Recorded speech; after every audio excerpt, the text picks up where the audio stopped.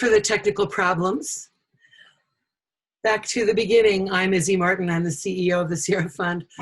Today, I'm pleased to present to you the Sierra Fund's program to build capacity for the Sierra Fund's program to improve community and ecosystems.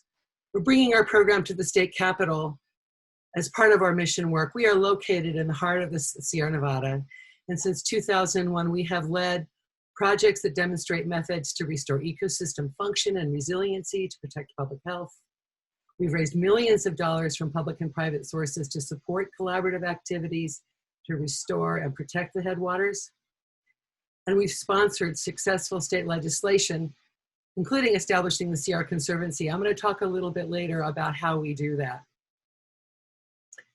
We do this in service of our mission.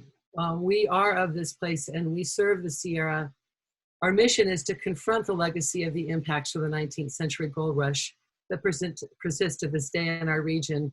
Specifically, we work to restore ecosystem and community resiliency with an eye towards how this resiliency can be promoted and protected into the future for vibrant and sustainable Sierra. This is based on our 4,000 years of history here in California, where it was a managed landscape.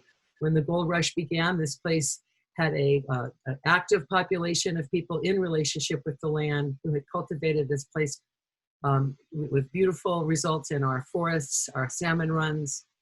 These people were driven from their homes, murdered, forced into hiding, in the most significant act of cultural genocide in our history here in California and maybe in the United States.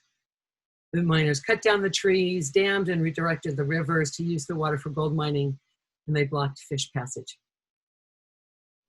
The Sierra Fund strategy, we have a single strategy that unites our programmatic work.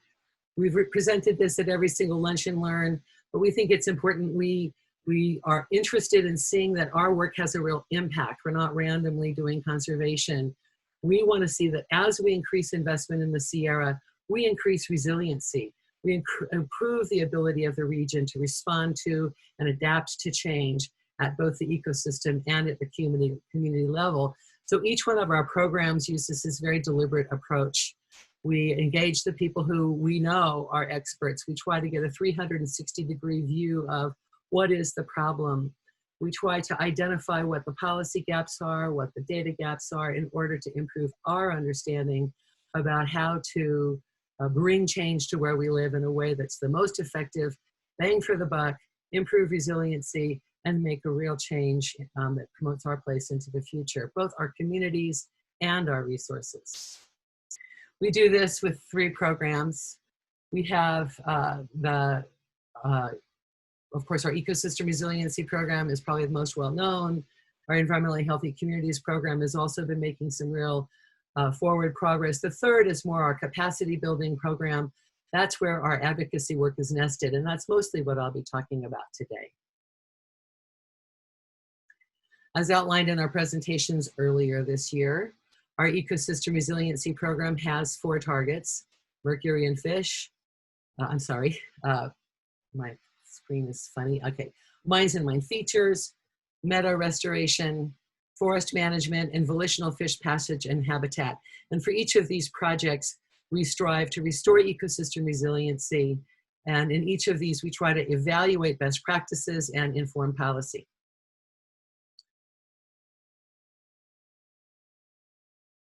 Our next major program, Environmentally Healthy Communities, which we've also described earlier in this Lunch and Learn series, is aimed at preventing public exposure to legacy mining contaminants, including mercury and fish, and dusty exposures. We're also have been working to engage underrepresented and disadvantaged community members in projects that improve their access to water, water quality, water quantity, sewerage, fire-safe water. And finally, we are working to empower action that fosters climate resilience and helps our communities be prepared for the firestorms that may be coming. We've talked a great deal about those programs. A few weeks ago, I gave an overall presentation about our capacity building work. This capacity building work really has 3 components, as I described. One is capacity for effective collaboration. That explains our work with the Cosumnes American Bear Yuba Regional Water Management Group. our engagement with the Sierra Nevada Alliance, and many, many other collaborations that we've been part of. We do manage investment services on behalf of major donors. But today I'm going to be digging into our third piece of this, the advocacy for the Sierra Nevada. And again, advocacy isn't just going into the state capitol and doing things. Advocacy really has the same arc of the work we've done everywhere else. We take the understanding of what are the opportunities in the capitol, who are the players, what are the issues that are going to be on the table, who do we need to know? So if you look at some of the things we've done to engage people outside, all of the work we do in ecosystem resiliency, all the work we do in environmentally healthy communities, we try to sift through that work, find people that want to help us figure out these next level problems of what's needed in policy change. We bring people out to the landscape through our rural policy education program. Through this program, we have brought literally dozens of legislators to the Sierra Nevada. Sometimes we get big bus loads, sometimes they come one at a time. The Sierra Fund in 2015 sponsored a 3-day trip for the California Black Legislative Caucus, both the Senate and the Assembly, for the members of that caucus to come to Lake Tahoe and learn more about our region. We were the nonprofit that sponsored that first historic visit. We have brought people out and that are members of the Water Board, secretaries for resources in Cal EPA, journalists from all over the world.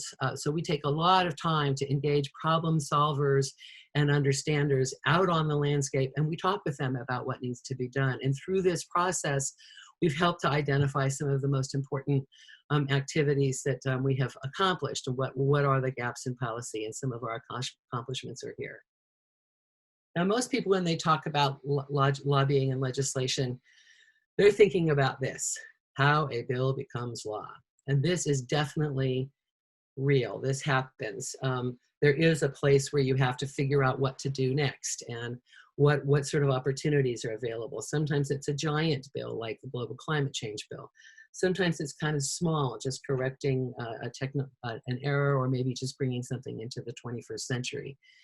If the bill's introduced, it goes through committee hearings. Some of those are about policy, some are about budget. It goes to the floor, it goes to the other house. If everybody can agree on that first, the thing that emerges from House number 1, that bill goes through House number 2 and then goes to the governor. If it can't, sometimes it gets sent back to the houses to fix or to try to come to agreement. If the bill, it gets to the governor and he signs it, it becomes law. That's what they say. And in fact, that is true. That is how it works. However, in the state of California, and anywhere else in the world, I guess, navigating the legislative process and advocacy is challenging. It's an ever-changing river, if you will, that is hard to navigate. One of the things that makes this work so challenging is that the very gold rush that shaped our area is basically embedded in the state's DNA, in our code, in our water code, in our mining laws. The gold and mercury are in the state seal. That little is the corner of the state seal out in front of the state capitol. And the arrow points to the flask next to the hole that the miner's digging. It's literally part of our state's history. Gold mining is considered fundamental to our identity, and nowhere is that more true than the Sierra Nevada that we are from. And so it's that very nature of the place that we are from that makes this a challenge to address some of the issues I've been talking about, some of the challenges the Sierra has to overcome when we go into the statewide arena. And we try to work with policymakers from elsewhere to bring changes that we think are good for everyone, but are also not going to hurt us, like some of the past development activities have actually been hard and bad for our communities. One nature of our place is just the facts of the case. It's conservative. That has become less so in some areas. If you look at these voter registration numbers, they're a little old, but they're from the Sierra Conservancy and pretty accurate. We're a teeny tiny piece of the state's total of registered voters. We're barely anybody. We're 10% or less. And we've got a lot of registered Republicans. We've got independents. We've got libertarians. There's a lot of counties where we live. We are divided up, hacked up, if you will, into 4 congressional districts, very large area, and many of these congressional districts reach down into cities. Most of our Congress people do not live in the Sierra, they actually live in the city nearby. We have 2 state Senate seats covering the whole Sierra region. One of those is of course, Brian Dolly, our legislator up here in Grass Valley, is part of 4 state assembly seats. So this huge area, giant area, is divided up into 2 Senate seats and 4 state assembly seats, giving the Sierra a grand total of 6 seats out of 80 in the California Capitol. It's also very low income. Our whole region on average is lower income than the whole state. But if you take our region and you divide it up, some areas are very poor. And the further you go north and the further you go south, the more that's true. Also, these numbers are kind of not very helpful because they put together multi-million-dollar castles with people living in trailer homes. So it's a very, very diversified population. But regardless, we're not wealthy. We have very little political power. We don't have very many people representing us in Sacramento. So we have a complicated voice when we're trying to speak in the Capitol. The second challenge of where we live, really, when you're trying to think about how to do advocacy, is in some cases, more than half, in some cases, more than 90% of the county is owned by the federal government. We have state and federal government projects that really affect our land. We have tribal nations throughout the whole area. So if you're trying to do advocacy and you're trying to work with the landowners, it's a complicated pattern of land ownership. As you can see in this map here, we've got federally recognized tribes, we have traditional tribes, we have the federal government has a great deal of interest in our lands for watersheds. There's this little thing here, Oroville Dam, which is in our watershed, obviously, Department of Water Resources and the Federal Water Project have a huge footprint in what we consider to be our Sierra Nevada. Of course, these guys have the regulators, they have the resources for water quality, water use, forest management. So these landowners are also targets for advocacy. A third challenge about where we live is the invisible disadvantaged communities where we live. Though we have a lot of poverty pockets, especially deep pockets of poverty, though we have heavily contaminated rivers, though we have serious dangerous air quality, we are left off of the state's EnviroScreen map, which describes where the worst environmentally damaged spots are. I don't argue that the bright red spots on this map are environmentally damaged, but we're invisible on this map. And that makes it hard to make a case that our air is dangerous, that our fish are dangerous, that we have poor people living where we live that are being affected directly by these challenges. And of course, the other very obvious challenge is it's just huge. Trying to go from the north to the south of the Sierra, you really can't do it safely in a day.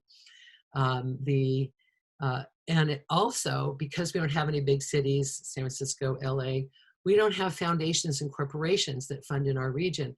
Many foundations restrict all their funding to the San Francisco Bay Area or Southern California. Most corporations restrict their funding to places where they have big activities. Like if you're Google, you're giving your money to Santa Clara County. We have limited handfuls of funds for our region from government sources, and we also have really, really limited tax bases where we live. So those challenges together of we're conservative, we're widespread, we have a lot of different players on the landscape in terms of the government and land management presence, and there's not a lot of people giving money to our region, makes it really difficult to fund action and advocacy work. And as a result of all of these things, I believe that we have underinvestment in our resources. We, as the Sierra Fund, and I think most of our allies believe that we need to see the state double and triple down in our region, not only because it will make it safer for us to live here in terms of forest health and fire safety and climate resiliency, but it will also give their cities more water, cleaner air, and a safer place, not to mention lovely recreation places. So back again, advocacy for the Sierra, our early work, bringing people out, bringing probably hundreds of people out at this point on tours of the Sierra, from all over the world, bringing legislators out, has resulted in some very important recent legislation. We were able to take advantage of several things, the right people with the right idea at the right time together. The Sierra Fund has built a reputation of excellence in the Capitol. And that's partly because we work with an amazing network of people, many of whom do not do any lobbying at all in our work. I want to underscore that. We have a lot of scientists that and people that work for agencies that very much understand the problem or the regulatory framework, but they are not going to get involved in advocacy, but they can help us understand the puzzle much more effectively. We have built our organization to be ready for opportunities when we through our networks, through our ecosystem and environmentally healthy communities activities, we learn of opportunities. Over the last decade, we have joined on efforts that other people were leading in many cases, whether it's this, the Sierra Days we've held in the Capitol on and off with our partners at Sierra Business Council and the Sierra Nevada Alliance and a whole bunch of others. We've tracked and taken action as needed on key bills. For example, when Prop 1 was going through the Capitol several years ago, the Sierra Fund went to the meetings representing the Sierra. We played such a large role in shaping that Department of Water Resources picked us to represent the Sierra and the Mountain County areas as we rolled out the implementation of Prop 1, which, as we know, for those of you who have been involved in the integrated regional water management world, we are still working to implement Prop 1. So you don't just get to go into the Capitol, do a bill and run away. You really need to follow through on your activities.